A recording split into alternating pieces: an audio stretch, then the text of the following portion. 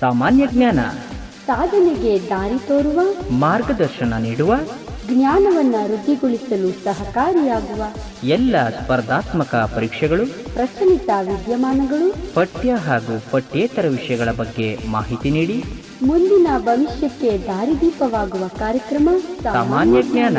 ಸಾಮಾನ್ಯ ಜ್ಞಾನ ಜ್ಞಾನವನ್ನ ಸಮೃದ್ಧಿಗೊಳಿಸುವ ಕಾರ್ಯಕ್ರಮ.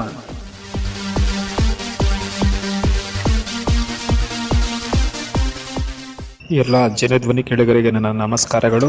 ನಾನು ದಿನೇಶ್, ಸಹಾಯಕ ಪ್ರಾಧ್ಯಾಪಕ BGS B.Ed college, Kuvempunagar, Mysuru, ನಿಮ್ಮೊಂದಿಗೆ ಈ ದಿನ. ಎಲ್ಲ ಜನಧ್ವನಿ ಕೇಳುಗರಿಗೆ ನನ್ನ ನಮಸ್ಕಾರಗಳು. ನಾವು ಇಂದು ಶಿಕ್ಷಕರ ನೇಮಕಾತಿ ಅಧಿಸೂಚನೆ ಕುರಿತು ಚರ್ಚಿಸೋಣ.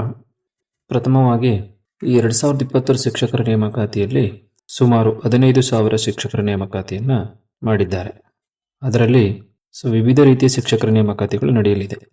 ಮೊದಲನೇದಾಗಿ ಪ್ರಾಥಮಿಕ ಶಾಲಾ ಶಿಕ್ಷಕರು ಅಂದರೆ 1ರಿಂದ 5ನೇ ತರಗತಿಯವರೆಗೆ ಶಿಕ್ಷಕರ ನೇಮಕಾತಿ ಸರಿಸುಮಾರು 900 ಶಿಕ್ಷಕರನ್ನು ನೇಮಕಾತಿ ಮಾಡಲಾಗ್ತದೆ.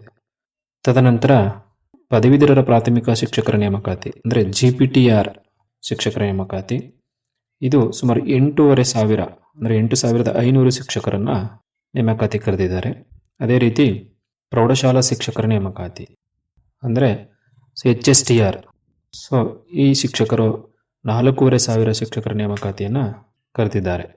ಈ ಮೂರು ಕೂಡ 1ರಿಂದ 10ನೇ ತರಗತಿಯವರೆಗೆ 3 ಭಾಗಗಳಾಗಿ ಮಾಡಿಕೊಂಡು ಪ್ರೈಮರಿ, GPTR, HSTR ಅಂತ ಹೇಳಿ ಸುಮಾರು 14,000 ಶಿಕ್ಷಕರ ನೇಮಕಾತಿ ಇಲ್ಲೇ ಕಂಡು ಬರ್ತದೆ.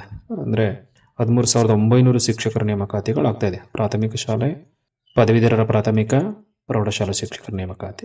ಇನ್ನುಳಿದಂತೆ ದೈಹಿಕ ಶಿಕ್ಷಕರ ನೇಮಕಾತಿ, ಅದರಲ್ಲಿ ಪ್ರೈಮರಿ ಸ್ಕೂಲ್ ಮತ್ತು GPTR ಅಂದರೆ 6 to 8, ಅಲ್ಲಿ ಪ್ರೈಮರಿಗೆ 150 ಶಿಕ್ಷಕರ ನೇಮಕಾತಿ ಮಾಡ್ತಾ ಇದ್ದಾರೆ. ಅಂದರೆ CPED ಆಗಿರ್ತಕ್ಕಂಥವ್ರಿಗೆ, BPED ಆಗಿರ್ತಕ್ಕಂಥವ್ರಿಗೆ 450 ಶಿಕ್ಷಕರ ನೇಮಕಾತಿ ಆಗ್ತಿದೆ. ಅಂದರೆ 550 ಶಿಕ್ಷಕರು ಫಿಸಿಕಲ್ ಎಜುಕೇಷನ್ ಟೀಚರ್ಸ್ನ ನೇಮಕಾತಿ ಮಾಡ್ಕೊಳ್ಳಾಗ್ತಾ ಇದೆ.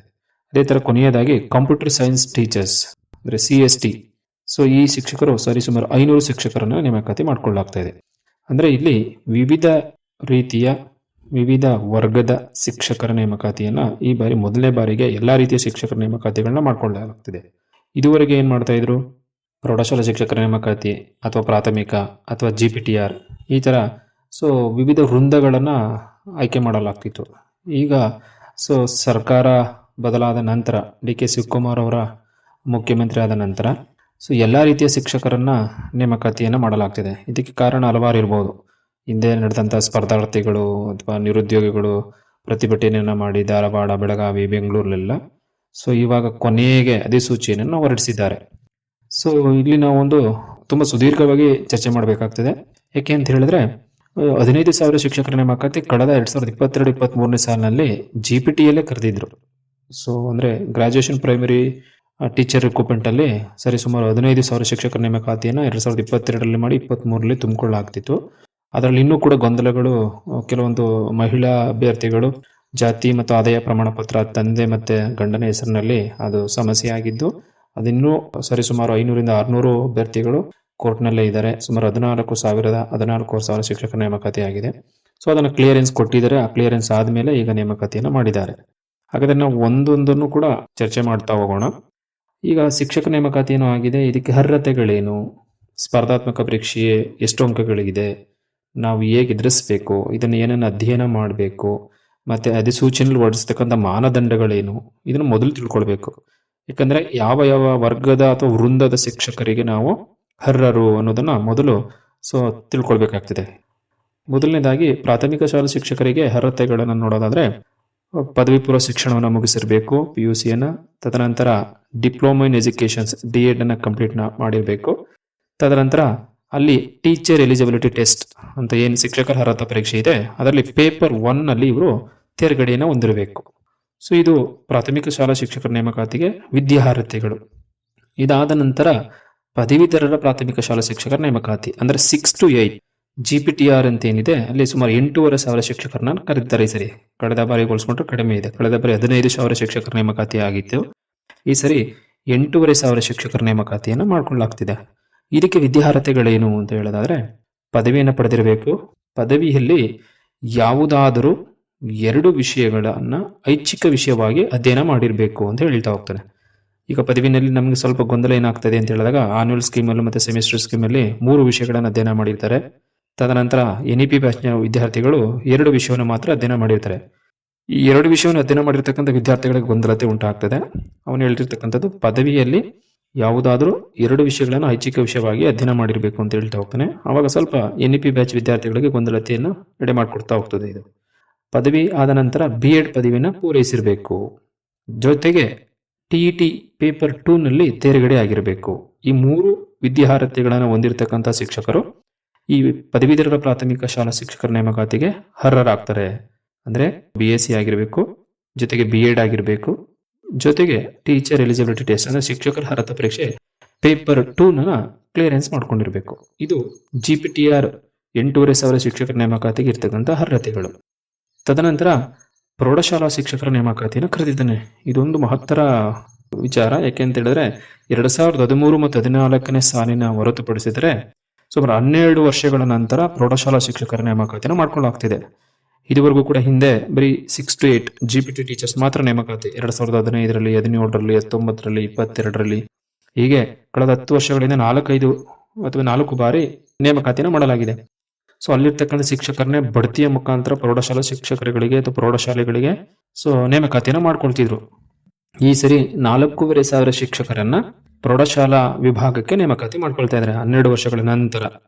ಸೊ ಇಲ್ಲಿ ಏಜ್ ರಿಲ್ಯಾಕ್ಸೇಷನ್ಸ್ ಬಗ್ಗೆನೂ ಕೂಡ ನಾವು ಮಾತಾಡಬೇಕಾಗುತ್ತೆ. ಅಂದ್ರೆ ಇಲ್ಲಿ ಈ ಶಿಕ್ಷಕರ ನೇಮಕಾತಿಗೆ ಇರ್ತಕ್ಕಂಥ ಏಜ್ ರಿಲ್ಯಾಕ್ಸೇಷನ್ ಅಂದ್ರೆ ಸಾಮಾನ್ಯ ಅಭ್ಯರ್ಥಿಗಳಿಗೆ ಅಂದ್ರೆ GM ಕ್ಯಾಂಡಿಡೇಟ್ಗೆ 40 ವರ್ಷ ಆಗಿರಬೇಕು ಗರಿಷ್ಠ, ಕನಿಷ್ಠ 21 ವರ್ಷ ಆಗಿರಬೇಕು. ಅದೇ ತರ ಪದವೀಧರ ಪ್ರಾಥಮಿಕ ಶಾಲಾ ಶಿಕ್ಷಕರು ಕೂಡ ಸಾಮಾನ್ಯ ಅಭ್ಯರ್ಥಿಗೆ 40 ವರ್ಷ, ಅದೇ ತರ OBC ವಿದ್ಯಾರ್ಥಿಗಳಿಗೆ 43 ವರ್ಷಗಳು, ಮತ್ತೆ ಪರಿಶಿಷ್ಟ ಜಾತಿ, ಪರಿಶಿಷ್ಟ ಪಂಗಡ ಮತ್ತೆ ಕ್ಯಾಟಗರಿ 1 ಅಭ್ಯರ್ಥಿಗಳಿಗೆ 45 ವರ್ಷಗಳ ಗರಿಷ್ಠ ಮಿತಿಯನ್ನು ಇರಲಾಗಿದೆ.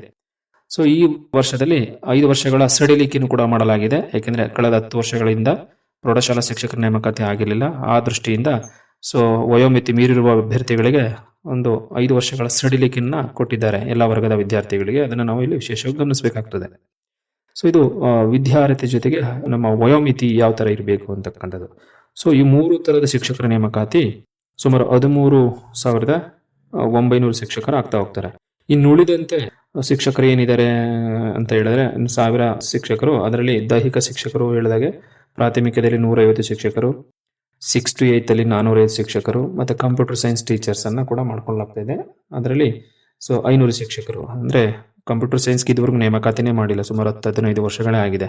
ಮಾಹಿತಿ ಸಿಂಧು ಯೋಜನೆ ಬಂದ ನಂತರ ಕಾಂಟ್ರಾಕ್ಟ್ ಬೇಸಿಸ್ ಮೇಲೆ ಪ್ರೌಢಶಾಲೆಗಳಲ್ಲಿ ಮತ್ತೆ ಹಿರಿಯ ಪ್ರಾಥಮಿಕ ಶಾಲೆಗಳಲ್ಲಿ ಗುತ್ತಿಗೆ ಆಧಾರದ ಮೇಲೆ ಕಂಪ್ಯೂಟರ್ ಟೀಚರ್ಸ್ನ ನೇಮಕಾತಿ ಮಾಡಲಾಗ್ತಿತ್ತು.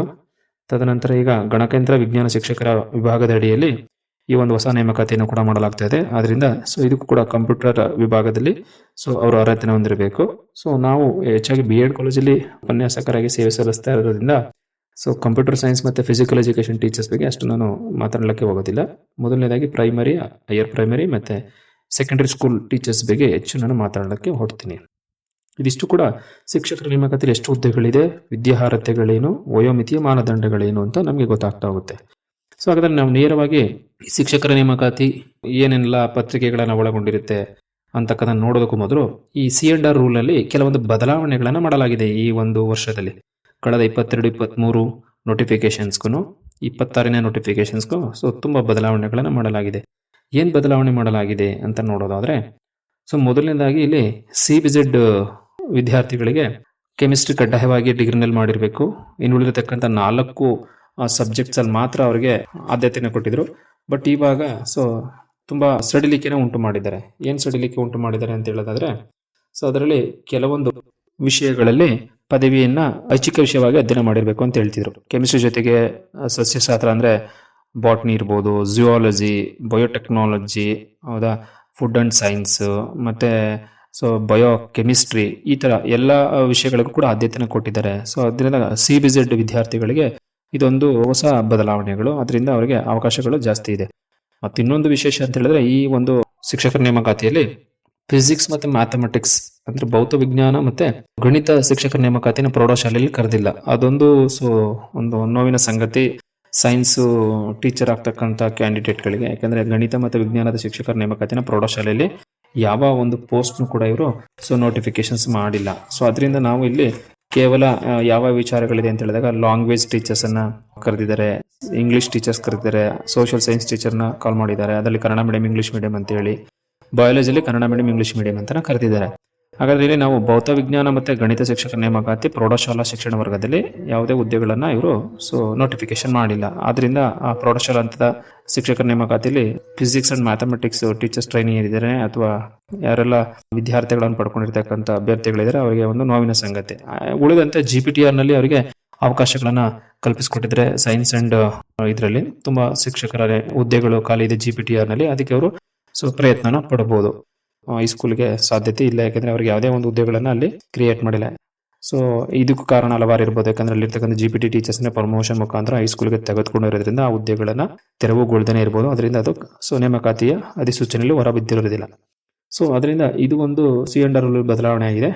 ಮತ್ತೆ ಕಂಪ್ಯೂಟರ್ ಟೀಚರ್ಸ್ ಅನ್ನ ಆ್ಯಡ್ ಮಾಡಿದ್ದಾರೆ ಈ ಸರಿ, ಮತ್ತೆ ಫಿಸಿಕಲ್ ಎಜುಕೇಶನ್ ಟೀಚರ್ಸ್ ಕೂಡ ಆ್ಯಡ್ ಮಾಡಿದ್ದಾರೆ. ಅದು ಹಲವಾರು ಪ್ರತಿಭಟನೆಗಳ ಹೋರಾಟಗಳ ಒಂದು ಸಫಲತೆ ಅಥವಾ ಕಾರಣ ಅಂತಾನೆ ಹೇಳ್ಬೋದು. ಸೊ ಇದಿಷ್ಟು ಕೂಡ ಈ ಶಿಕ್ಷಕರ ನೇಮಕಾತಿಯಲ್ಲಿ C&R ನಲ್ಲಿ ಬದಲಾವಣೆ ಆಗಿದೆ. ಮತ್ತೊಂದು ವಿಚಾರ ಏನಂತ ಹೇಳಿದ್ರೆ ಪ್ರೌಢಶಾಲಾ ಶಿಕ್ಷಕರ ನೇಮಕಾತಿಯಲ್ಲಿ ಭಾಷಾ ಶಿಕ್ಷಕರಲ್ಲಿ ಬದಲಾವಣೆಗಳನ್ನು ತಂದಿದ್ದಾರೆ. ಏನ್ ತಂದಿದ್ದಾರೆ ಅಂತ ಹೇಳಿದ್ರೆ, ಮೊದಲೆಲ್ಲ ಭಾಷಾ ವಿಷಯದಲ್ಲಿ ಪದವಿ ಹಂತದಲ್ಲಿ ಭಾಷೆಯನ್ನು ಕಡ್ಡಾಯವಾಗಿ ಐಚ್ಛಿಕ ವಿಷಯವಾಗಿ ಅಧ್ಯಯನ ಮಾಡಬೇಕಾಗ್ತಿತ್ತು. ಸೊ B.Ed ನಲ್ಲಿ ಬೋಧನಾ ಮಾಧ್ಯಮವಾಗಿ ಅಧ್ಯಯನ ಮಾಡಬೇಕಾಗ್ತಿತ್ತು, ಜೊತೆಗೆ ಎಲಿಜಿಬಿಲಿಟಿನ ಪಡ್ಕೊಳ್ತಿದ್ರು. ಹಾಗಾದ್ರೆ ಈ ಒಂದು ನೇಮಕಾತಿಯಲ್ಲಿ ಅಥವಾ C&R ನಲ್ಲಿ ಏನ್ ಬದಲಾವಣೆ ಆಗಿದೆ ಭಾಷಾ ಶಿಕ್ಷಕರಿಗೆ ಅಂತ ಹೇಳಿದ್ರೆ, ಕಲಾ ವಿಷಯದಲ್ಲಿ ಅಂದ್ರೆ ವಿದ್ಯಾರ್ಥಿಗಳು ಸರ್ಕಾರಿ ಪದವಿಯಲ್ಲಿ ಕನ್ನಡ ಭಾಷೆಯನ್ನು ಐಚ್ಛಿಕ ವಿಷಯವಾಗಿ ಅಭ್ಯಾಸ ಮಾಡಿರಬೇಕು, ಮತ್ತೆ ಭಾರತದ ಕಾನೂನಿನ ಸ್ಥಾಪಿಸಲ್ಪಟ್ಟ ವಿಶ್ವವಿದ್ಯಾಲಯದಲ್ಲಿ B.Ed ಪದವಿಯನ್ನ ಪಡೆದಿರಬೇಕು. ಸೊ ಜೊತೆಗೆ ಭಾಷೆಯನ್ನು ಐಚ್ಛಿಕ ವಿಷಯವಾಗಿ ಅಭ್ಯಾಸ ಮಾಡಿಲ್ಲ ಅಂತಕ್ಕಂಥ ವಿದ್ಯಾರ್ಥಿಗಳಿಗೆ ಒಂದು ಅವಕಾಶ ಕೊಟ್ಟಿದ್ದಾನೆ. ಏನು ಅಂತ ಹೇಳಿದ್ರೆ, B.Ed ನಲ್ಲಿ ಬೋಧನಾ ಮಾಧ್ಯಮವಾಗಿ ಭಾಷೆಯನ್ನು ಅಧ್ಯಯನ ಮಾಡಿದ ವಿದ್ಯಾರ್ಥಿಗಳಿಗೆ ಸ್ನಾತಕೋತ್ತರ ಪದವಿಯನ್ನು ಹೊಂದಬೇಕು ಅಂತ ಹೇಳಿದಾನೆ. ಉದಾಹರಣೆಗೆ ಯಾರು ಕಂಟೆಂಟ್ ಕನ್ನಡ ಅಭ್ಯರ್ಥಿಗಳು B.Ed ನಲ್ಲಿ ಇದ್ದಾರೆ ಅಂತ ಹೇಳಿದ್ರೆ, ಅವರು B.Ed ಅಲ್ಲಿ ಬೋಧನಾ ಮಾಧ್ಯಮವಾಗಿ ಕನ್ನಡ ಅಥವಾ ಇಂಗ್ಲಿಷ್ ಅಧ್ಯಯನ ಮಾಡಿದ ನಂತರ ಅದೇ ಭಾಷೆಯಲ್ಲಿ ಸ್ನಾತಕೋತ್ತರ ಪದವಿಯನ್ನು ಅಥವಾ MA ಇನ್ ಇಂಗ್ಲಿಷ್ MA ಇನ್ ಕನ್ನಡ ಮಾಡ್ಕೊಳ್ಬೇಕು. ಜೊತೆಗೆ ಅದಾಗ್ಲಿಲ್ಲ ಅಂತ ಹೇಳಿದ್ರೆ ಅವರು ಇನ್ನೊಂದು ಅವಕಾಶಗಳನ್ನು ಕೊಟ್ಟಿದ್ದಾರೆ, ಅಂದ್ರೆ ಡಿಪ್ಲೊಮಾ ಸರ್ಟಿಫಿಕೇಟ್ ಅನ್ನು ಕೂಡ ಪಡಿಬೇಕು ಅಂತಕ್ಕಂಥದ್ದು. ಸೊ ಅಂದ್ರೆ ಡಿಪ್ಲೊಮಾ ಸರ್ಟಿಫಿಕೇಟ್ ಅಂದ್ರೆ ಕನ್ನಡ ಸಾಹಿತ್ಯ ಪರಿಷತ್ ಪ್ರಾಧಿಕಾರದಿಂದ ಬೆಂಗಳೂರಿನಿಂದ ಅವರು ಒಂದು ಡಿಪ್ಲೊಮಾ ಇನ್ ಲ್ಯಾಂಗ್ವೇಜ್ ಸರ್ಟಿಫಿಕೇಟ್ ಅನ್ನ ಪಡ್ಕೊಳ್ಬೇಕು. ಇದರಿಂದ ಏನಾಗ್ತಾ ಹೋಗುತ್ತೆ, ಅವರು ಎಲಿಜಿಬಿಲಿಟಿನ ಪಡ್ಕೊಳ್ತಾ ಹೋಗ್ತಾರೆ ಅಂತಕ್ಕಂಥದ್ದು. ಹಾಗೆಯೇ ಭಾಷಾ ವಿಷಯದಲ್ಲಿ ಕನ್ನಡ ಮತ್ತು ಇಂಗ್ಲಿಷ್ ಶಿಕ್ಷಕರ ನೇಮಕಾತಿಗೆ ಅರ್ಹತೆಗಳನ್ನ ನಾವು ನೋಡಿದ್ವಿ. ಅದೇ ತರ ಸಮಾಜ ವಿಜ್ಞಾನ ಗಣಿತ ಶಿಕ್ಷಕರಿಗೆ ಕೆಲವೊಂದು ಮಾನದಂಡಗಳನ್ನಿದೆ. ಅಂದ್ರೆ ಪದವಿಯಲ್ಲಿ ಐಚ್ಛಿಕ ವಿಷಯವಾಗಿ ಅಧ್ಯಯನ ಮಾಡಿರಬೇಕು, B.Ed ನಲ್ಲಿ ಬೋಧನಾ ಮಾಧ್ಯಮವಾಗಿ ಅಧ್ಯಯನ ಮಾಡಿರಬೇಕು, ತದನಂತರ ಅದಕ್ಕೆ ಪೂರಕವಾದ GPTR ಗಾದ್ರೆ TET ನ ಪಾಸ್ ಆಗಿರಬೇಕು, HSTR ಗಾದ್ರೆ ಯಾವುದೇ ರೀತಿಯಿಂದ ಶಿಕ್ಷಕರ ಅರ್ಹತಾ ಪರೀಕ್ಷೆನ ಇಲ್ಲಿ ಕೇಳಲಾಗಿಲ್ಲ. ಯಾಕೆಂತ ಹೇಳಿದ್ರೆ ಮುಂದೊಂದು ದಿನದಲ್ಲಿ ಅದನ್ನು ಜಾರಿ ಮಾಡಲಾಗ್ತದೆ. ಪೇಪರ್ 3 ಪೇಪರ್ 4 ಅಂತಕ್ಕಂಥದನ್ನ ಆಲ್ರೆಡಿ ಅನುಮೋದನೆ ಮಾಡಿದ್ದಾರೆ. ಬಟ್ ಕಳೆದ ವರ್ಷಗಳಿಗೆ ರೀತಿಯಲ್ಲಿ ಈ ವರ್ಷವೂ ಕೂಡ ಯಾವುದೇ ರೀತಿಯಿಂದ ಶಿಕ್ಷಕರ ಅರ್ಹತಾ ಪರೀಕ್ಷೆಯನ್ನು ಪ್ರೌಢಶಾಲಾ ಶಿಕ್ಷಕರ ನೇಮಕಾತಿಗೆ ಪರಿಗಣಿಸಿಲ್ಲ. ಸೊ ಹಾಗಾದ್ರೆ ಪದವಿಯನ್ನು ಪಡೆದಿರಬೇಕು, BSc ಜೊತೆಗೆ B.Ed ಅನ್ನ ಮಾಡಿರಬೇಕು, ಜೊತೆಗೆ B.Ed ನಲ್ಲಿ ಬೋಧನಾ ಮಾಧ್ಯಮವಾಗಿ ಅವರು ಅಭ್ಯಾಸವನ್ನು ಮಾಡಿರಬೇಕು ಅಂತಕ್ಕಂಥ ಷರತ್ತುಗಳನ್ನು ಕೊಟ್ಟಿದ್ದಾರೆ. ಇದಿಷ್ಟು ಕೂಡ ವಿದ್ಯಾರ್ಥಿಗಳು ಯಾವ ತರ ವಿದ್ಯಾರ್ಥಿಗಳನ್ನು ಪಡ್ಕೊಂಡಿರ್ಬೇಕು ಈ CET ಅನ್ನು ಎದುರಿಸಬೇಕು ಅನ್ನೋದಕ್ಕೆ. ಸೊ ಹಾಗಾದ್ರೆ ಅಪ್ಲಿಕೇಶನ್ಸ್ಗಳು ಸೋಮವಾರದಿಂದನೇ ಅಂದ್ರೆ 18/8/26 ಪ್ರಾರಂಭ ಆಗಲಾಗುತ್ತೆ. ಆನ್ಲೈನ್ ಅರ್ಜಿಗಳನ್ನು ಕರೆದಿದ್ದಾರೆ, ಎಲ್ಲರೂ ಕೂಡ ಆನ್ಲೈನ್ ಮೋಡ್ನಲ್ಲಿ ನಾವು ಅಪ್ಲಿಕೇಶನ್ ಹಾಕಬೇಕಾಗ್ತದೆ. ತದನಂತರ ಲಾಸ್ಟ್ ಡೇಟು 7th 9 2026 ಅಂದ್ರೆ ನೆಕ್ಸ್ಟ್ ಮಂತ್ ಸೆಪ್ಟೆಂಬರ್ಗೆ ಕೊಟ್ಟಿದ್ದಾನೆ, 7ನೇ ತಾರೀಕು. ಇದು ಅಭ್ಯರ್ಥಿಗಳು ಆನ್ಲೈನ್ ಅರ್ಜಿ ಸಲ್ಲಿಸಲು ಕೊನೆಯ ದಿನಾಂಕ ಆಗಿದೆ. ತದನಂತರ ಪಾವತಿಯನ್ನು ಮಾಡೋದಕ್ಕೆ ಶುಲ್ಕವನ್ನು 10ನೇ ತಾರೀಕು ಲಾಸ್ಟ್ ಡೇಟ್ ಕೊಟ್ಟಿದ್ದಾರೆ, 10/9/2026. ಸಾಮಾನ್ಯ ವಿದ್ಯಾರ್ಥಿಗಳಿಗೆ 750 ರೂಪಾಯಿ ಮಾಡಿದ್ದಾರೆ, ಪರಿಶಿಷ್ಟ ಜಾತಿ ಪಂಗಡ ವಿದ್ಯಾರ್ಥಿಗಳಿಗೆ 500 ರೂಪಾಯಿಗಳನ್ನು ಮಾಡಿದ್ದಾರೆ. ಹಾಗಾದ್ರೆ ಒಬ್ಬ ಅಭ್ಯರ್ಥಿ ಎಷ್ಟು ಹುದ್ದೆಗಳಿಗೆ ಅರ್ಜಿಯನ್ನು ಹಾಕಬಹುದು ಅನ್ನೋದನ್ನು ಕೂಡ ಸ್ಪಷ್ಟವಾಗಿ ಅಧಿಸೂಚನೆಯಲ್ಲಿ ಕೊಟ್ಟಿದ್ದಾರೆ. ಸೊ ಇಲ್ಲಿ ಎರಡನ್ನೂ ನಾವು ಗಮನಿಸಬೇಕು. ಏನು ಅಂತ ಹೇಳಿದಾಗ GPTR ಮತ್ತು HSTR ಈ ಎರಡರಲ್ಲೂ ಕೂಡ ಸೆಲೆಕ್ಷನ್ಸ್ ಬೇರೆ ಬೇರೆ ಇದೆ. GPTR ನಲ್ಲಿ ಡಿಸ್ಟ್ರಿಕ್ಟ್ ವೈಸ್ ಸೆಲೆಕ್ಷನ್ಸ್ ಇದ್ರೆ ಅಂದ್ರೆ ಜಿಲ್ಲಾವಾರು ನೇಮಕಾತಿಯನ್ನು ಮಾಡ್ಕೊಳ್ಳಲಾದ್ರೆ, HSTR ನಲ್ಲಿ ಅಂದ್ರೆ ಪ್ರೌಢಶಾಲಾ ಶಿಕ್ಷಕರ ನೇಮಕಾತಿಯಲ್ಲಿ ವಿಭಾಗವಾರು ಹಂಚಿಕೆ ಮಾಡ್ಕೊಳ್ಳಲಾಗ್ತದೆ. ಅಂದ್ರೆ ವಿಭಾಗವಾರು ಅಂತ ಹೇಳಿದಾಗ ನಾವು ಕರ್ನಾಟಕದಲ್ಲಿ 4 ಶೈಕ್ಷಣಿಕ ವಿಭಾಗಗಳನ್ನು ನೋಡ್ತಾ ಹೋಗ್ತೀವಿ. ಅಂದ್ರೆ ಮೈಸೂರು, ಬೆಂಗಳೂರು, ಬೆಳಗಾವಿ ಮತ್ತೆ ಕಲಬುರಗಿ. ಸೊ ಅದೇ ತರ ನಾವು ಮೈಸೂರಿನಲ್ಲಿ ಡಿಸ್ಕಸ್ ಮಾಡೋದಾದ್ರೆ ಅಂದ್ರೆ ಮೈಸೂರು ವಿಭಾಗದನ್ನ ಡಿಸ್ಕಸ್ ಮಾಡೋದಾದ್ರೆ ಮೈಸೂರು ವಿಭಾಗದಲ್ಲಿ ಸುಮಾರು 8 ಜಿಲ್ಲೆಗಳನ್ನು ನಾವು ಕಾಣ್ತಾ ಹೋಗ್ತೀವಿ. ಅದರಲ್ಲಿ ಒಟ್ಟು 748 ಪೋಸ್ಟ್ಗಳನ್ನು ನಾವು ನೋಡಲಾಗ್ತದೆ. ಅಂದರೆ 748 ಪೋಸ್ಟ್ಗಳಲ್ಲಿ ಸೊ ಯಾವ ಜಿಲ್ಲೆಗಳಲ್ಲಿ ಯಾವ ವಿಷಯದ ಶಿಕ್ಷಕರಿದ್ದಾರೆ ಅಂತಕ್ಕಂಥದ್ದು ನೋಡೋಣ. ಅಂದರೆ ಮೈಸೂರಿನಲ್ಲಿ ಮೈಸೂರು, ಮಂಡ್ಯ, ಚಾಮರಾಜನಗರ, ಉಡುಪಿ, ಕೊಡಗು, ಹಾಸನ್, ದಕ್ಷಿಣ ಕನ್ನಡ ಮತ್ತು ಚಿಕ್ಕಮಗಳೂರು ಈ 8 ಜಿಲ್ಲೆಗಳಿಗೆ ಸೇರಿ ಮೈಸೂರು ವಿಭಾಗ ಅಂತ ಕರಿತಾ ಹೋಗ್ತೀವಿ. ಸೊ ನಾವು ಯಾವುದಾದ್ರೂ ಜಿಲ್ಲೆಗಳಲ್ಲಿ ಎಕ್ಸಾಮ್ಸನ್ನು ಬರೀಬೋದು. ಹಾಗಾದರೆ ಈ ವಿಭಾಗದಲ್ಲಿ ಆಯ್ಕೆ ನಡೆಯಲಾಗುತ್ತೆ. ಯಾಕಂದರೆ ಕಟ್ ಆಫನ್ನು ಮಾಡಿದ ಮೇಲೆ ಮೆರಿಟ್ ಲಿಸ್ಟ್ ಮೇಲೆ ನಮಗೆ ಡಿವಿಷನ್ ವೈಸ್ ಸೆಲೆಕ್ಷನ್ಸನ್ನು ಮಾಡ್ತಾ ಹೋಗ್ತಾರೆ. ಇದು HSTR ಮಾತ್ರ ಅನ್ವಯ ಆಗುತ್ತೆ. ಅಂದರೆ ಪ್ರೌಢಶಾಲಾ ಶಿಕ್ಷಕರ ನೇಮಕಾತಿಲಿ ಒಟ್ಟು 748 ಏನು ಹುದ್ದೆಗಳು ಖಾಲಿ ಇದೆ ಅಂದರೆ ವಿವಿಧ ವಿಷಯಗಳಲ್ಲಿ. ಉದಾಹರಣೆಗೆ ನಾನು ಮೈಸೂರನ್ನ ತಗೊಳ್ಳೋದಾದರೆ ಮೈಸೂರಿನಲ್ಲಿ ಭಾಷಾ ವಿಷಯಕ್ಕೆ ಸಂಬಂಧಪಟ್ಟಂತೆ ಕನ್ನಡ ಭಾಷಾ ಶಿಕ್ಷಕರಲ್ಲಿ 26 ಪೋಸ್ಟ್ಗಳನ್ನು ಮೈಸೂರು ಜಿಲ್ಲೆಯಲ್ಲಿ ನೋಡಲಾಗ್ತದೆ. ಆದರೆ ಅದನ್ನು ಡಿವಿಷನ್ ವೈಸ್ಗೆ ನೋಡೋದಾದರೆ 169 ಪೋಸ್ಟ್ಗಳನ್ನು ನೋಡ್ತಾ ಹೋಗ್ತೀವಿ. ಅಂದರೆ ಉಡುಪಿ, ಮೈಸೂರು, ಮಂಡ್ಯ, ಕೊಡಗು, ಹಾಸನ ಈ ಎಲ್ಲ 8 ಜಿಲ್ಲೆಗಳಲ್ಲಿ ಸೇರಿ 169 ಭಾಷಾ ಶಿಕ್ಷಕರಿದ್ದಾರೆ. ಅದರಲ್ಲಿ ಮೈಸೂರು ಜಿಲ್ಲೆಯಲ್ಲಿ 26 ಪೋಸ್ಟ್ಗಳನ್ನು ನಾವು ನೋಡ್ತಾ ಹೋಗ್ತೀವಿ. ಅದೇ ಥರ ಆಂಗ್ಲ ಭಾಷಾ ಶಿಕ್ಷಕರಲ್ಲಿ 170 ಪೋಸ್ಟ್ಗಳು, ಸರಿಸುಮಾರು 169 ಕನ್ನಡ, 120 ಇಂಗ್ಲೀಷ್. ಇದು ಮೈಸೂರು ವಿಭಾಗದಲ್ಲಿದೆ. ಅದು ಮೈಸೂರು ಜಿಲ್ಲೆಯಲ್ಲಿ ನೋಡೋದಾದರೆ 26 ಮತ್ತು 22 ಈ ಥರ. ಸೊ ಅದೇ ಥರ ಕಲಾ ವಿಷಯ ಅಂತ ಹೇಳಿದ್ರೆ, ಕಲಾ ಅಂದರೆ ಸಮಾಜ ವಿಜ್ಞಾನ ವಿಷಯದಲ್ಲಿ ಈಗ ಇಲ್ಲೊಂದು ವಿಶೇಷನ ಗಮನಿಸಬೇಕು ನಾವು, ಕನ್ನಡ ಮತ್ತು ಆಂಗ್ಲ ಮಾಧ್ಯಮ ಅಂತ ಕರೆದಿದ್ದಾನೆ. ಹಾಗಾದರೆ ಕನ್ನಡ ಮತ್ತು ಆಂಗ್ಲ ಮಾಧ್ಯಮದ ಶಿಕ್ಷಕರ ನೇಮಕಾತಿಗೆ ಯಾರೆಲ್ಲ ಅರ್ಹರು ಅನ್ನೋದನ್ನು ಕೂಡ ಅವನು ಸ್ಪಷ್ಟವಾಗಿ ಹೇಳಿದ್ದಾನೆ.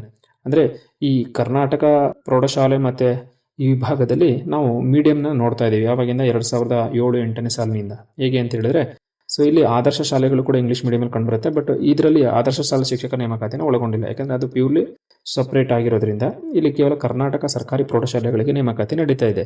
ಅದರಲ್ಲಿ ಕನ್ನಡ ಮತ್ತು ಆಂಗ್ಲ ಮಾಧ್ಯಮ ಏನು ಕರೀತೇನೆ ಅಂತ ಹೇಳಿದ್ರೆ, ಈ KPC ಸ್ಕೂಲ್ಗಳಲ್ಲೆಲ್ಲೂ ಕೂಡ ನಾವು ಇಂಗ್ಲೀಷ್ ಮೀಡಿಯಮನ್ನು 1 to 10th ವರೆಗೆ ಅಥವಾ 1 to 12th ವರೆಗೆ ನೋಡ್ತಾ ಹೋಗ್ತೀವಿ.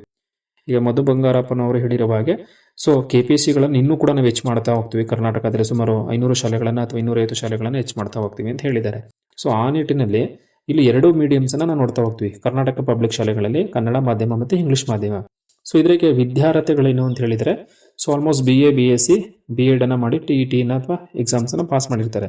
ಅದರಲ್ಲಿ ಸೊ ಭಾಷಾ ವಿಷಯವನ್ನು 1 to 10th ವರೆಗೆ ಲ್ಯಾಂಗ್ವೇಜ್ ಸಬ್ಜೆಕ್ಟ್ಸನ್ನು ಕನ್ನಡ, ಇಂಗ್ಲೀಷನ್ನು ಅಧ್ಯಯನ ಮಾಡಿರಬೇಕು. ಮತ್ತು ಪದವಿ ಹಂತದಲ್ಲಿ ಈ ಕನ್ನಡ ಮತ್ತು ಇಂಗ್ಲೀಷನ್ನು ಭಾಷಾ ವಿಷಯ ಬಗ್ಗೆ ಅಧ್ಯಯನ ಮಾಡಿರಬೇಕು ಅಷ್ಟೇ. ಇನ್ನೇನಲ್ಲಿ ನೀವು ಕನ್ನಡ ಮೀಡಿಯಂ, ಇಂಗ್ಲೀಷ್ ಮೀಡಿಯಂ ಅಂತಕ್ಕಂಥ ಸರ್ಟಿಫಿಕೇಟಲ್ಲಿ ಎಲ್ಲೂ ಕೂಡ ನಮಗೆ ಅನುಮೋದನೆ ಅಥವಾ ಎಂಟ್ರಿ ಆಗಲ್ಲ. ಸೊ ಇದನ್ನು ಕಡ್ಡಾಯವಾಗಿ ಮಾಡಬೇಕು. ಅಂದರೆ ಪದವಿ ಹಂತದಲ್ಲಿ ಫಾರ್ ಎಕ್ಸಾಂಪಲ್ BA ಮಾಡಬೇಕಾದಾಗ first language Kannada, second language ಹಿಂದಿಯನ್ನು ಅಧ್ಯಯನ ಮಾಡಿರಬೇಕು. ಅದನ್ನು ಅಧ್ಯಯನ ಮಾಡಿಲ್ಲ ಪದವಿ ಹಂತದಲ್ಲಿ ಲ್ಯಾಂಗ್ವೇಜ್ ಸಬ್ಜೆಕ್ಟ್ಸ್ ಅಂದರೆ it's not eligible for that medium of selections. ಆ ಮೀಡಿಯಮಲ್ಲಿ ಅವ್ರು ಆಯ್ಕೆ ಆಗೋದಕ್ಕೆ ಚಾನ್ಸಸ್ ಇಲ್ಲ. ಯಾಕಂದರೆ ಪುನಃ ಅದಕ್ಕೆ ಬೇರೆ ಕೊಡ್ತಾ ಹೋಗ್ತಾನೆ. ಅದು ಕನ್ನಡದಲ್ಲಿ ಅಥವಾ ಇಂಗ್ಲೀಷಲ್ಲಿ ಯಾವ ಮಾಧ್ಯಮ ಅವರು ಬಯಸ್ತಾ ಹೋಗ್ತಾರೆ ಆ ಮಾಧ್ಯಮದಲ್ಲಿ ಅವರು ಡಿಪ್ಲೊಮಾ ಸರ್ಟಿಫಿಕೇಟನ್ನು ಪಡ್ಕೊಳ್ಬೇಕು ಅಂತ ಹೇಳ್ತಾ ಹೋಗ್ತಾನೆ. ಬಟ್ ಇಲ್ಲಿ ಕರ್ನಾಟಕದ ವಿಭಾಗದ ವಿದ್ಯಾರ್ಥಿಗಳಿಗೆ ಯಾವುದೇ ರೀತಿಯ ಸಮಸ್ಯೆ ಆಗಲ್ಲ. ಯಾಕಂದರೆ ಆಲ್ಮೋಸ್ಟ್ SLCಯಲ್ಲಿ, PUCಯಲ್ಲಿ ಮತ್ತು ಪದವಿ ಹಂತದಲ್ಲಿ ಭಾಷೆಗಳನ್ನು ಅಧ್ಯಯನ ಮಾಡಿರ್ತಾ ಹೋಗ್ತಾರೆ ವಿದ್ಯಾರ್ಥಿಗಳು. ಅದರಿಂದ ಸೊ ಅವ್ರಿಗೆ ಅಷ್ಟು ಸಮಸ್ಯೆಯಾಗಿ ಕಾಣಲ್ಲ. ಅದರಿಂದ 2 ಮಾಧ್ಯಮಕ್ಕೂ ಕೂಡ ಸೊ ಇಲ್ಲಿ ಕನ್ನಡ ಮತ್ತು ಇಂಗ್ಲೀಷನ್ನು ಅಧ್ಯಯನ ಮಾಡಿದ್ದೇ ಆದರೆ ಪದವಿ ಅಂತ ಮತ್ತು 1 to 10th ವರೆಗೆ ಇವರು ಸೊ ಎಲಿಜಿಬಿಲಿಟಿನ ಆಗ್ತಾ ಹೋಗ್ತಾರೆ. ಸೊ ಅದರಿಂದ ಸೋಷಿಯಲ್ ಸೈನ್ಸಲ್ಲಿ ಮೈಸೂರು ಜಿಲ್ಲೆಯಲ್ಲಿ ಕನ್ನಡ ಮಾಧ್ಯಮದಲ್ಲಿ 13 ಪೋಸ್ಟು, ಸೊ ಆಂಗ್ಲ ಮಾಧ್ಯಮದಲ್ಲಿ 19 ಪೋಸ್ಟು. ಸೊ ಒಟ್ಟು ಇಲ್ಲಿ ವಿಭಾಗವರು ನೋಡೋದಾದರೆ ಸೋಷಿಯಲ್ ಸೈನ್ಸಲ್ಲಿ 83 ಹುದ್ದೆಗಳು ಮತ್ತು 126 ಹುದ್ದೆಗಳನ್ನು ಕಾಣ್ತಾ ಹೋಗ್ತೀವಿ. ಅದೇ ಥರ CBZಗೆ ಮತ್ತೊಂದು ಸುವರ್ಣ ಅವಕಾಶಗಳನ್ನು ಕೊಟ್ಟಿದ್ದಾರೆ. ಇಲ್ಲಿ HSTRನಲ್ಲಿ ಹುದ್ದೆಗಳು ಅಂದರೆ CBZ ವಿದ್ಯಾರ್ಥಿಗಳ ಸಂಖ್ಯೆನೇ ಕಡಿಮೆ. ಸರಿಸುಮಾರು ನಾವು 100 ವಿದ್ಯಾರ್ಥಿಗಳನ್ನು ಪ್ರತಿ ವರ್ಷ ತೆರಗಡೆ ಮಾಡಿದ್ರೆ ಅದರಲ್ಲಿ 10 ರಿಂದ 15 ವಿದ್ಯಾರ್ಥಿಗಳು ಮಾತ್ರ, ಬೆರಳಿನಕ್ಕೆ ಎಷ್ಟು ಅಂದರೆ ಕೇವಲ 10% CBZ ಸ್ಟೂಡೆಂಟ್ ಇರ್ತಾರೆ. ಆ CBZ ಸ್ಟೂಡೆಂಟ್ಸಲ್ಲಿ TET ಆಗಿರ್ತಕ್ಕಂಥವ್ರ ಪ್ರಮಾಣ ಇನ್ನೂ ಕೂಡ ಕಡಿಮೆ ಇರುತ್ತೆ. ಅಂದರೆ 10 ವಿದ್ಯಾರ್ಥಿಗಳಲ್ಲಿ 2-3 ವಿದ್ಯಾರ್ಥಿಗಳು ಮಾತ್ರ TETಯನ್ನು ಪಾಸ್ ಮಾಡ್ಕೊಂಡು ಇರ್ತಾ ಹೋಗ್ತಾರೆ. ಸೊ ಅದರಿಂದ ಇಲ್ಲಿ ಕಾಂಪಿಟೇಷನ್ಸು ಅವ್ರಿಗೆ ಸ್ವಲ್ಪ ಕಡಿಮೆ ಆಗ್ತಾ ಹೋಗ್ತದೆ CBZ ಸ್ಟೂಡೆಂಟ್ಸ್ಗಳಿಗೆ. ಅದರಿಂದ ಅವ್ರಿಗೊಂದು ಸುವರ್ಣ ಅವಕಾಶ ಅಂತ ಹೇಳ್ಬೋದು. ಅದೇ ಥರ ಸೊ ಈ ಥರ ಅಂದರೆ ಮೈಸೂರು ವಿಭಾಗದಲ್ಲಿ 8 ಜಿಲ್ಲೆಗಳನ್ನು ಒಳಗೊಂಡಂತೆ ಸುಮಾರು 748 ಪೋಸ್ಟ್ಗಳನ್ನು ನಾವು ನೋಡ್ತಾ ಹೋಗ್ತೀವಿ. ಹಾಗಾದರೆ ಒಬ್ಬ ಅಭ್ಯರ್ಥಿ ಈಗ ನಮಗೆ 15,000 ಶಿಕ್ಷಕರ ನೇಮಕಾತಿ ಮಾಡಿದ್ದಾರೆ, ಇಷ್ಟೊಂದು ಪೋಸ್ಟ್ ಇದೆ ಅಂತ ನಾವು ಪರಿಗಣಿಸೋದಕ್ಕಾಗಲ್ಲ. ಯಾಕೆ ಅಂತ ಹೇಳಿದ್ರೆ ಸೆಲೆಕ್ಷನ್ ವಿಚಾರಕ್ಕೆ ಬರೋದಾದರೆ ನೇರವಾಗಿ ನಾವು 15 ಶಿಕ್ಷಕರ ನೇಮಕಾತಿಯಲ್ಲಿ ನಾನು ಆಲ್ರೆಡಿ ಹೇಳಿದಂಗೆ 13,900 GPTR ಮತ್ತು HSTR ಎರಡರಲ್ಲೂ ಕೂಡ ಇರ್ತದೆ. ಅದಕ್ಕೆ ಎರಡಕ್ಕೂ ಕ್ವಾಲಿಫಿಕೇಷನ್ಸ್ನ ಪಡ್ಕೊಂಡಿರಬೇಕು. ಅಂದರೆ ಸೊ BA, B.Ed ಮತ್ತು ಟೀಚರ್ ಎಲಿಜಿಬಿಲಿಟಿ ಟೆಸ್ಟ್ ಪೇಪರ್ 2 ಕೂಡ ಕ್ಲಿಯರ್ ಮಾಡ್ಕೊಂಡಿದ್ರೆ ಇಟ್ಸ್ ಎಲಿಜಿಬಲ್. ಅದರಿಂದ ಸೊ 8,500 ಮತ್ತು 4,500 ಎರಡೂ ಸೇರಿ 13,000 ಶಿಕ್ಷಕರ ನೇಮಕಾತಿ ಏನಿದೆ. ಜೊತೆಗೆ primary school teacher in case D.Ed ಆಗಿ ಪೇಪರ್ 1 ಕೂಡ ಅವ್ರು ಮಾಡಿದರೆ D.Ed, B.Ed, ಸೊ BA ಈ ಥರ ಎಲ್ಲ ಮಾಡ್ಕೊಂಡಿದ್ರೆ ಅವ್ರು ಒಟ್ಟು 13,000 ಅಥವಾ 14,000 ಶಿಕ್ಷಕರ ನೇಮಕಾತಿಗೆ ಬರ್ತಾರೆ. ಬಟ್ 13,000 ಶಿಕ್ಷಕರ ನೇಮಕಾತಿಗೂ ಕೂಡ ಎಲಿಜಿಬಿಲಿಟಿ ಆಗೋಲ್ಲ. ಯಾಕೆ ಅಂತ ಹೇಳಿದ್ರೆ ಅಲ್ಲಿ ನಾವು ಯಾವ ವಿಷಯದಲ್ಲಿ ಬರ್ತೀವಿ ಮತ್ತು ನಮ್ಮಲ್ಲಿ ಯಾವ ಮೀಸಲಾತಿಗಳಿದೆ ಅದನ್ನು ಕೂಡ ನಾವು ಪರಿಗಣಿಸಬೇಕಾಗತ್ತೆ. ನಾನು ಒಂದು ಉದಾಹರಣೆಗಳನ್ನು ನಿಮ್ಮ ಮುಂದೆ ಬಿಚ್ಚಿಡ್ತಾ ಹೋಗ್ತೀನಿ. ಉದಾಹರಣೆಗೆ ನಾವು ಮೈಸೂರು HSTRನೇ ತಗೊಳ್ಳೋಣ. ಫಸ್ಟು ಪ್ರೌಢಶಾಲಾ ಶಿಕ್ಷಕರ ನೇಮಕಾತಿಯಲ್ಲಿ ಅದರಲ್ಲಿ ಮೈಸೂರು ಬಗ್ಗೆನೇ ನಾವು ಡಿಸ್ಕಸ್ ಮಾಡ್ತಾ ಹೋಗೋಣ. ಸೊ ಮೈಸೂರು ವಿಭಾಗದಲ್ಲಿ ಉದಾಹರಣೆಗೆ ನಾವು ಸಮಾಜ ವಿಜ್ಞಾನ ಶಿಕ್ಷಕರ ನೇಮಕಾತಿ ನೋಡೋಣ. ಮೈಸೂರು ವಿಭಾಗದಲ್ಲಿ ಮೈಸೂರು ಜಿಲ್ಲೆಯಲ್ಲಿ ಇರ್ತಕ್ಕಂಥ ವರ್ಗವಾರು ಅಥವಾ ವೃಂದವಾರು ಪೋಸ್ಟ್ಗಳಿಗಿದೆ. ಒಟ್ಟು 13 ಶಿಕ್ಷಕರ ನೇಮಕಾತಿಯನ್ನು HSTRನಲ್ಲಿ ಕನ್ನಡ ಮೀಡಿಯಂನಲ್ಲಿ ಕಾಲ್ ಮಾಡಿದ್ದಾನೆ. ಇಂಗ್ಲಿಷ್ ಮೀಡಿಯಂನಲ್ಲಿ ಒಟ್ಟು 19 ಇದೆ. ಹಾಗಾದರೆ ಒಟ್ಟು 32 ಪೋಸ್ಟ್ಗಳಿದೆ ಅಷ್ಟೇ. ಮೈಸೂರು ವಿಭಾಗದ ಮೈಸೂರು ಜಿಲ್ಲೆಯಲ್ಲಿ ಸುಮಾರು 32 ಸಮಾಜ ವಿಜ್ಞಾನ ಶಿಕ್ಷಕರ ನೇಮಕಾತಿಗಳಾಗಿದೆ. ಹಾಗಾದರೆ ನಾನು 15,000 ಶಿಕ್ಷಕರ ನೇಮಕಾತಿಯಲ್ಲಿ 13ರಿಂದ 14,000 ಶಿಕ್ಷಕರು ಬರ್ತಾ ಹೋಗ್ತಾರೆ. ಅದರಲ್ಲಿ ನಾನು ಯಾವುದಾದ್ರೂ ಒಂದು ವಿಭಾಗದಲ್ಲಿ ಒಂದು ಜಿಲ್ಲೆಯನ್ನು ಆಯ್ಕೆ ಮಾಡಿದ್ದೇ ಆಗಿದ್ರೆ ಈ 32 ಪೋಸ್ಟ್ಗಳಲ್ಲಿ ಮಾತ್ರ ಎಲಿಜಿಬಲಿ ಆಗ್ತಾ ಹೋಗ್ತಾನೆ. ಅದರಲ್ಲಿ 32ರಲ್ಲಿ ಎಲ್ಲದರಲ್ಲೂ ಬರಲ್ಲ. ಇಲ್ಲಿ ಫಾರ್ ಎಕ್ಸಾಂಪಲ್ ಉದಾಹರಣೆಗೆ ಕನ್ನಡ ಮೀಡಿಯಂ ಸೋಷಿಯಲ್ ಸೈನ್ಸಲ್ಲಿ ಮೈಸೂರು ಜಿಲ್ಲೆಯಲ್ಲಿ ಕೊಟ್ಟಿದ್ದಾರೆ ಅಂತ ಹೇಳಿದಾಗ ಸಾಮಾನ್ಯ ಅಭ್ಯರ್ಥಿಗೆ 2 ಪೋಸ್ಟು, ಪರಿಶಿಷ್ಟ ಜಾತಿಗೆ 1, ಪರಿಶಿಷ್ಟ ಪಂಗಡಕ್ಕೆ 1, 2A1, 3A1, 3B1 ಒಟ್ಟು ಈ ಥರ ರಿಸರ್ವೇಷನ್ಸ್ ಅನ್ನು ಕೊಟ್ಟಿದ್ದಾರೆ. ಹಾಗಾದರೆ ಪ್ರತಿಯೊಬ್ಬ ಅಭ್ಯರ್ಥಿಯು ನಾನು ಯಾವ ಕ್ಯಾಟಗರಿಗೆ ಬರ್ತೀನಿ, ನನಗೆ ಯಾವ್ಯಾವ ಕೋಟಾದಲ್ಲಿ ರಿಸರ್ವೇಷನ್ ಇದೆ ಅಷ್ಟು ಪೋಸ್ಟನ್ನು ಕನ್ಸಿಡರೇಷನ್ ಮಾಡಿದ್ರೆ ಸುಮಾರು 32ರಲ್ಲಿ ಒಂದು 4ರಿಂದ 5 ಪೋಸ್ಟ್ಗಷ್ಟೇ ಅವನು ಎಲಿಜಿಬಿಲಿಟಿ ಆಗ್ತಾನೆ. ಇದನ್ನು ಅಭ್ಯರ್ಥಿಗಳು ಮನದಟ್ಟು ಮಾಡ್ಕೋಬೇಕು. ಇದು ಕರ್ನಾಟಕದಾದ್ಯಂತ ಶಿಕ್ಷಕರ ನೇಮಕಾತಿ ಆಗಿದ್ರೂ ಕೂಡ ಇಲ್ಲಿ ವಿಭಾಗವಾರು ಮತ್ತು ಜಿಲ್ಲಾವಾರು ಹಂಚಿಕೆ ಆಗಿರೋದ್ರಿಂದ ನಾನು ಯಾವ ಜಿಲ್ಲೆಯಲ್ಲಿ ಪರೀಕ್ಷೆಯನ್ನು ಎದುರಿಸ್ತಾ ಇದ್ದೀನಿ ಆ ಜಿಲ್ಲೆಯಲ್ಲಿ ಮಾತ್ರ ನಾನು ನೇಮಕಾತಿಯನ್ನು ಮಾಡ್ಕೊಳ್ಳಾಗ್ತದೆ. ಬಟ್ ಅಪ್ಲಿಕೇಶನ್ಸ್ ಹಾಕಬೇಕಾದಾಗ ಅಲ್ಲಿ ಒಂದು ಕಂಡೀಷನ್ಸನ್ನು ಕೊಟ್ಟಿದ್ದಾನೆ.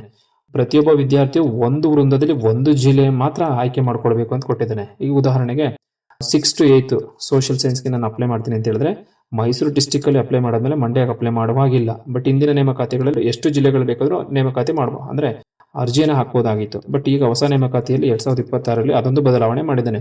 ಅಂದರೆ ಒಂದು ವೃಂದದ ನೇಮಕಾತಿಗೆ ಒಂದು ಜಿಲ್ಲೆಯಲ್ಲಿ ಒಂದು ಬಾರಿಗೆ ಮಾತ್ರ ಅವಕಾಶ, ಮತ್ತೊಂದು ಜಿಲ್ಲೆಯಲ್ಲಿ ಅದೇ ವೃಂದದ ಅಪ್ಲಿಕೇಶನ್ಸ್ನ ಹಾಕುವಾಗಿಲ್ಲ. ಬಟ್ ಬೇರೆ ವೃಂದವನ್ನು ಹಾಕೋಬಹುದು. ಫಾರ್ ಎಕ್ಸಾಂಪಲ್ ಪ್ರೈಮರಿ ಸ್ಕೂಲ್ ಟೀಚರ್ಗೆ ಎಲಿಜಿಬಿಲಿಟಿ ಇದ್ದರೆ ನೀವು ಮಂಡ್ಯದಲ್ಲೂ ಹಾಕೋಬಹುದು. HSTRಗೆ ಎಲಿಜಿಬಿಲಿಟಿ ಇದ್ದರೆ ನೀವು ಹಾಸನದಲ್ಲಿ ಹಾಕೋಬಹುದು. ಎಷ್ಟು ಅಪ್ಲಿಕೇಶನ್ ಬೇಕಂದ್ರೆ ಹಾಕೋದು. ಪ್ರತಿ ಅಪ್ಲಿಕೇಶನ್ಸ್ಗೆ ಸಪ್ರೇಟ್ ಫೀಸನ್ನು ಕಟ್ಸ್ಕೊಳ್ತಾನೆ. ಅಂದರೆ ಸುಮಾರು ಈಗ 700 ಜೊತೆಗೆ ಇನ್ನು 325 ಮಾಡಿ 1200 ಚಿಲ್ಡ್ರನ್ನ ಫೀಸನ್ನು ಪೇ ಮಾಡಬೇಕಾಗ್ತದೆ ಪ್ರತಿಯೊಬ್ಬ ಅಭ್ಯರ್ಥಿಯು. ಆದ್ರಿಂದ ಒಬ್ಬ ಅಭ್ಯರ್ಥಿ ಎಷ್ಟು ಜಿಲ್ಲೆಗಾದರೂ ಅಪ್ಲಿಕೇಶನ್ ಹಿಂದೆ ಹಾಕ್ಬೋದಾಗಿತ್ತು. ಇವಾಗ ಕಂಡೀಷನ್ಸ್ ಅಪ್ಲೈ ಮಾಡಿದ್ದಾರೆ. ಅಂದರೆ ಆಯಾ ವೃಂದಕ್ಕೆ ಒಂದೊಂದು ಜಿಲ್ಲೆಯಲ್ಲಿ ಮಾತ್ರ ಅವಕಾಶ ಕೊಟ್ಟಿದ್ದೇನೆ. ಆದ್ರಿಂದ ಏನಾಗ್ತದೆ ಪ್ರತಿಯೊಬ್ಬ ಅಭ್ಯರ್ಥಿಯು ಒಂದು ಜಿಲ್ಲೆಯಲ್ಲಿ ಸುಮಾರು ಈಗೇನು 32 ಪೋಸ್ಟ್ ಹೇಳಿದೆ ಮೈಸೂರು ಜಿಲ್ಲೆಯಲ್ಲಿ ಸಮಾಜ ವಿಜ್ಞಾನ ಶಿಕ್ಷಕರ ನೇಮಕಾತಿಗೆ HSTRನಲ್ಲಿ ಆ 32ಕ್ಕೂ ಕೂಡ ನಾವು ಎಲಿಜಿಬಲಿ ಆಗಲ್ಲ. ಯಾಕಂದರೆ ನಂದು ಉದಾಹರಣೆಗೆ ಯಾವುದೋ ಒಂದು ಕ್ಯಾಟಗರಿ ಬಂತು 2A ಅಥವಾ ಕ್ಯಾಟಗರಿ 1, 3A ಅಂತ ಬಂದರೆ ಅದರಲ್ಲಿ ಆ ಪೋಸ್ಟ್ ಇದ್ದರೆ ಮಾತ್ರ ಎಲಿಜಿಬಲ್. ಇಲ್ಲಿ ಉದಾಹರಣೆಗೆ ಮೈಸೂರು ಜಿಲ್ಲೆಯಲ್ಲಿ ಕನ್ನಡ ಮಾಧ್ಯಮದಲ್ಲಿ ನಾನು ಸಹ ಶಿಕ್ಷಕರ ಕಲಾ ಕನ್ನಡ ನೇಮಕಾತಿಯಲ್ಲಿ ಹೇಳೋದಾದರೆ 3Bಗೆ ಒಂದಿದೆ, 3Aಗೆ ಒಂದಿದೆ, 2Bಗೆ ಇಲ್ಲ, ಕ್ಯಾಟಗರಿ 1ಗೂ ಇಲ್ಲ, SCಗೂ ಇಲ್ಲ. ಈ ಥರ ಅವಾಗ ಏನಾಗುತ್ತೆ, ಆ ವಿದ್ಯಾರ್ಥಿಗಳೇನೋ ಕಂಡು ಬಂದರೆ ಅವರು GM 2 ಪೋಸ್ಟ್ ಏನಿದೆ ಆ 2 ಪೋಸ್ಟಿಗೆ ಮಾತ್ರ ಅವರು ಅರ್ಹರಾಗಿರ್ತಾರೆ. ಅಲ್ಲೇ ಅವರು ಸ್ಪರ್ಧೆಯನ್ನು ಎದುರಿಸಬೇಕಾಗ್ತದೆ. 2 ಪೋಸ್ಟ್ಗಳಲ್ಲಿ 32 ಪೋಸ್ಟ್ಗಳಲ್ಲಿ ಕೇವಲ 2 ಪೋಸ್ಟ್ಗಳಿಗೆ ಮಾತ್ರ ಅವರು ಸ್ಪರ್ಧೆಯನ್ನು ಎದುರಿಸಬೇಕಾಗುತ್ತೆ. ಆದ್ರಿಂದ ಇಲ್ಲಿ ಅಭ್ಯರ್ಥಿಗಳು ಏನು ಗಮನಿಸಬೇಕು ಅಂತ ಹೇಳಿದ್ರೆ ಇಷ್ಟೊಂದು 1000 ಶಿಕ್ಷಕರ ನೇಮಕಾತಿ ಆಗಿದೆ, ನಾನು ಬರೀ 2 ಪೋಸ್ಟ್ಗೆ ಎಲಿಜಿಬಲ್ ಅಂತಕ್ಕಂಥದ್ದು ಬಂದಾಗ ಖಂಡಿತ ಶೋರ್ ಕಡ್ಡಾಯವಾಗಿ ಆ 2 ಪೋಸ್ಟ್ಗೆ ಅವರು ಕಾಂಪೀಟ್ ಮಾಡಬೇಕಾಗ್ತದೆ. ಇನ್ನೊಂದು ವಿಚಾರ ಅಂತ ಹೇಳಿದಾಗ ಅಭ್ಯರ್ಥಿಗಳು ಬೇರೆ ಜಿಲ್ಲೆಗಳಲ್ಲಿ ಅಪ್ಲಿಕೇಶನ್ ಹಾಕಿದೆ ಆದರೆ ಆ ಅಪ್ಲಿಕೇಶನ್ಸನ್ನು ನಾವು ಎಲ್ಲಿ ಹಾಕಿದ್ರೂ ಫೈನಲ್ ಆಗಿ ನಾವು ಯಾವ ಡಿಸ್ಟಿಕಲ್ಲಿ ಎಕ್ಸಾಮ್ ಬರೀತಾ ಹೋಗ್ತೀವಿ ನೇಮಕಾತಿಯನ್ನು ಆ ಜಿಲ್ಲೆಯಿಂದನೇ ನಮ್ಮನ್ನ ಆಯ್ಕೆ ಮಾಡಲಾಗ್ತದೆ. ವಿಭಾಗವಾರು ಬಂದಾಗ ಮಾತ್ರ ಮೆರಿಟ್ ಲಿಸ್ಟ್ ಮಾಡಿದಾಗ ಕಟ್ ಆಫ್ ಎಲ್ಲಿಗೆ ನಿಲ್ಲುತ್ತೆ ಅಲ್ಲಿಗೆ ನಮ್ಮ ಸೆಲೆಕ್ಷನ್ ಮೋಡ್ ಕೂಡ ಆಗ್ತದೆ.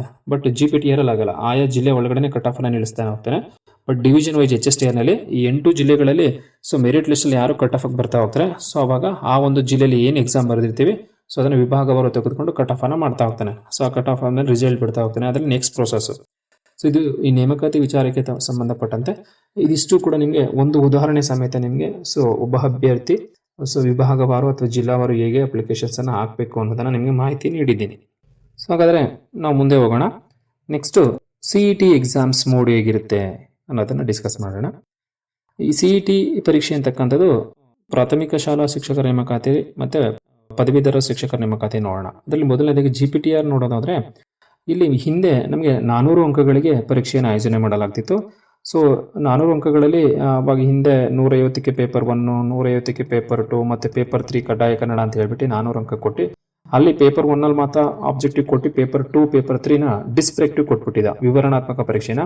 ಇದರದ್ದು ತುಂಬ ಹೋರಾಟವನ್ನೇ ಮಾಡಿ ಅಭ್ಯರ್ಥಿಗಳು ಇದರಿಂದ ಸ್ಪರ್ಧಾತ್ಮಕ ಪರೀಕ್ಷೆಯಲ್ಲಿ ನ್ಯಾಯ ಸಿಗ್ತಾ ಇಲ್ಲ ಮಕ್ಕಳಿಗೆ ಅಂತ ಹೇಳಿ ಅದು ಪ್ರತಿಭಟನೆ ನಂತರ C&R ರೂಲಲ್ಲಿ ಬದಲಾವಣೆನ ಮಾಡಿ 400 ಅಂಕ ಇರೋದನ್ನ GPTR ನಲ್ಲಿ 200 ಅಂಕಗಳಿಗೆ ರಿಡ್ಯೂಸ್ ಮಾಡಿದ್ದಾರೆ. ಹಾಗಾದ್ರೆ ಇಲ್ಲಿ ಏನಿರುತ್ತೆ ಸ್ಪರ್ಧಾತ್ಮಕ ಪರೀಕ್ಷೆಗಳಲ್ಲಿ 200 ಅಂಕಗಳಿಗೆ ಅಂದ್ರೆ ಪೇಪರ್ 1 ಮತ್ತೆ ಪೇಪರ್ 2. ಪೇಪರ್ 1 ನಲ್ಲಿ ನಿಗದಿಪಡಿಸಿರ್ತಕ್ಕಂಥ ಅಂಶಗಳು ಅಂದ್ರೆ ಜನರಲ್ ಸ್ಟಡೀಸ್ ಅಲ್ಲಿ ಸಾಮಾನ್ಯ ಜ್ಞಾನಕ್ಕೆ 15 ಮಾರ್ಕ್ಸು, ಅಂದ್ರೆ ಕರೆಂಟ್ ಅಫೇರ್ಸ್ ಪ್ರಚಲಿತ ವಿದ್ಯಮಾನಕ್ಕೆ 15 ಮಾರ್ಕ್ಸು, ಜನರಲ್ ಕನ್ನಡಗೆ 10 ಮಾರ್ಕ್ಸು, ಜನರಲ್ ಇಂಗ್ಲಿಷ್ಗೆ 10 ಮಾರ್ಕ್ಸು, ಎಜುಕೇಶನ್ ಸೈಕಾಲಜಿ ಮತ್ತು ಹ್ಯೂಮನ್ ಡೆವಲಪ್ಮೆಂಟ್ 15 ಮಾರ್ಕ್ಸು, ಕಂಪ್ಯೂಟರ್ ಲಿಟ್ರಸಿಗೆ 15, ವ್ಯಾಲ್ಯೂ ಅಂಡ್ ಹೆಲ್ತ್ ಎಜುಕೇಶನ್ಗೆ 20 ಮಾರ್ಕ್ಸ್. ಈ ತರ ಸ್ಪ್ಲಿಟ್ ಮಾಡ್ಕೊಂಡಿದ್ದೇನೆ. ಒಟ್ಟು 100 ಅಂಕಗಳಿಗೆ general knowledge, current affairs, Kannada, English, psychology, computer literacy, value and health education ಈಗ 15, 15, 10, 20 ಈ ತರ ಕೊಟ್ಟು ಒಟ್ಟು 100 ಅಂಕಗಳಿಗೆ ಈ ಒಂದು ಜನರಲ್ ಸ್ಟಡೀಸ್ ಪೇಪರ್ನ ಎಲ್ಲಾ ವಿಭಾಗದ ವಿದ್ಯಾರ್ಥಿಗಳಿಗೆ ದಿನಾಂಕ 8ನೇ ತಾರೀಕು ಅಂದ್ರೆ 8, 10, 26, 10ರಿಂದ 12 ಅಂದ್ರೆ 2 hours ಎಕ್ಸಾಮ್ಸ್ ಇರುತ್ತೆ.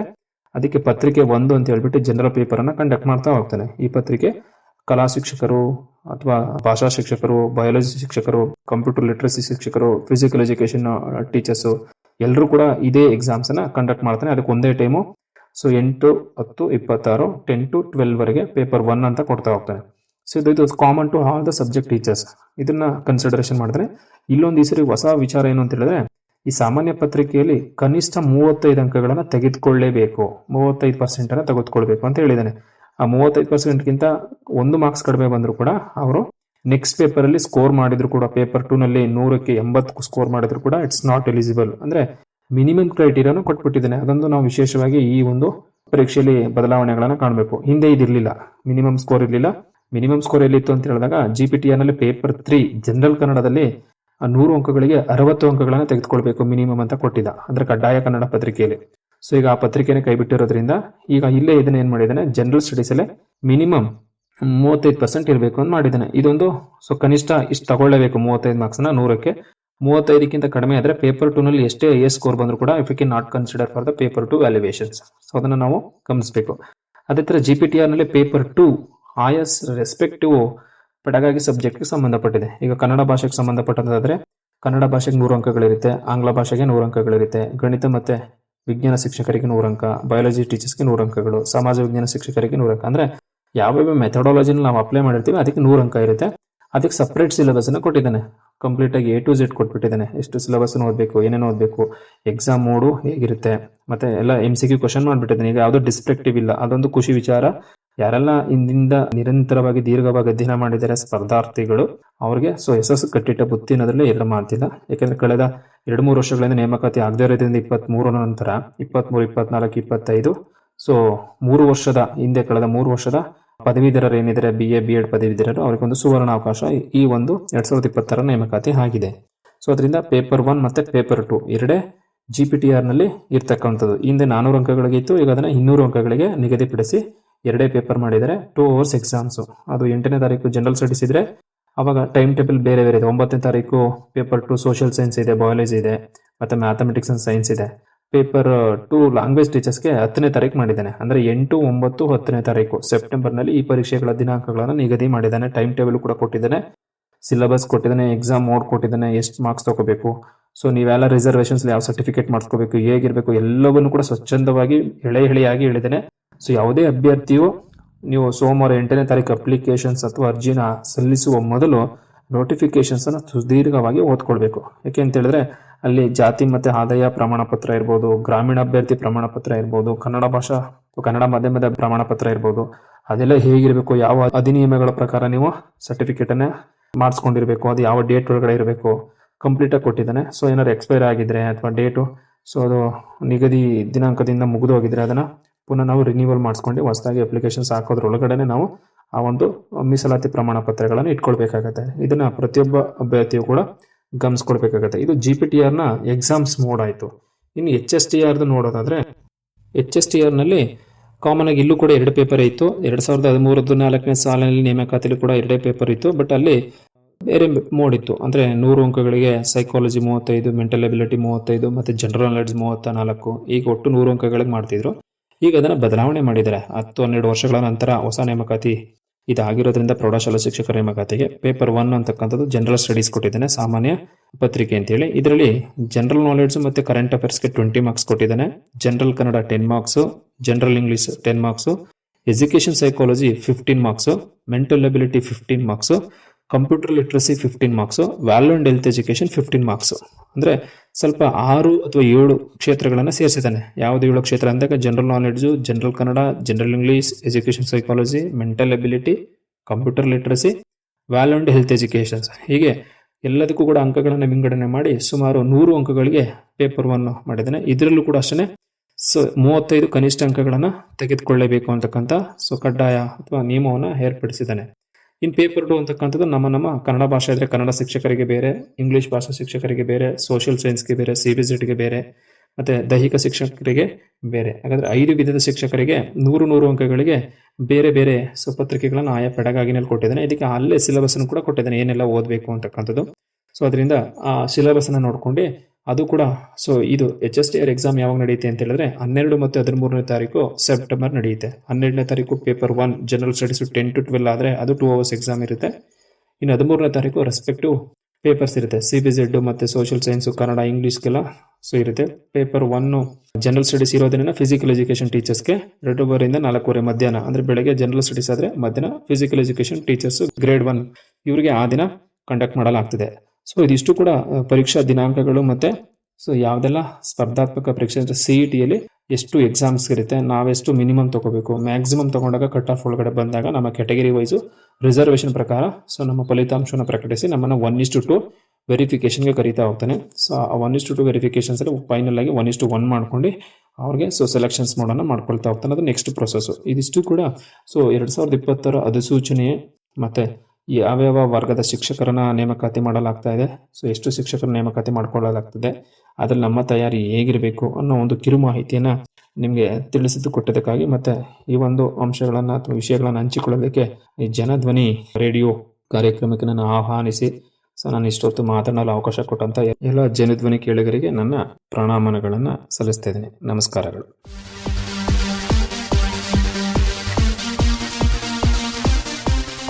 ಸಾಮಾನ್ಯ ಜ್ಞಾನ, ಸಾಧನೆಗೆ ದಾರಿ ತೋರುವ, ಮಾರ್ಗದರ್ಶನ ನೀಡುವ, ಜ್ಞಾನವನ್ನ ವೃದ್ಧಿಗೊಳಿಸಲು ಸಹಕಾರಿಯಾಗುವ ಎಲ್ಲ ಸ್ಪರ್ಧಾತ್ಮಕ ಪರೀಕ್ಷೆಗಳು, ಪ್ರಚಲಿತ ವಿದ್ಯಮಾನಗಳು, ಪಠ್ಯ ಹಾಗೂ ಪಠ್ಯೇತರ ವಿಷಯಗಳ ಬಗ್ಗೆ ಮಾಹಿತಿ ನೀಡಿ ಮುಂದಿನ ಭವಿಷ್ಯಕ್ಕೆ ದಾರಿದೀಪವಾಗುವ ಕಾರ್ಯಕ್ರಮ ಸಾಮಾನ್ಯ ಜ್ಞಾನ. ಸಾಮಾನ್ಯ ಜ್ಞಾನ ಜ್ಞಾನವನ್ನ ಸಮೃದ್ಧಿಗೊಳಿಸುವ ಕಾರ್ಯಕ್ರಮ.